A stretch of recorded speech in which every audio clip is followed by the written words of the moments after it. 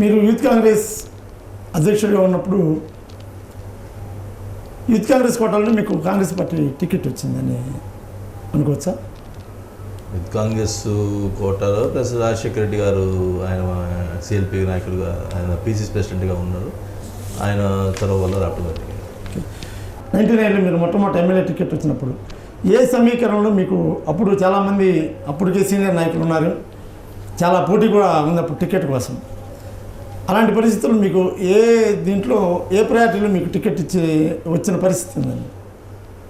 1987 నుంచి యూత్ కాంగ్రెస్లో ఉంటూ యూత్ కాంగ్రెస్ జిల్లా అధ్యక్షుడిగా, స్టేట్ బాడీలో పట్టణ అధ్యక్షుడిగా ఎన్ని పదవులు చేస్తూ ప్రజల్లో మమేకమవటం వల్ల ప్రజల్లో ఉన్న ఆదరణతోటి మరి సర్వే చేసుకుంటే, అప్పుడు కాంగ్రెస్ పార్టీలో సర్వే చేసుకుంటే మా పేరు రావటం, దానితో రాజశేఖర్ రెడ్డి గారు ఆయన పీసీసీ ప్రెసిడెంట్గా ఉండటం వల్ల ఆయన సిఫార్సు చేయటం వల్ల పదవులు రావటం.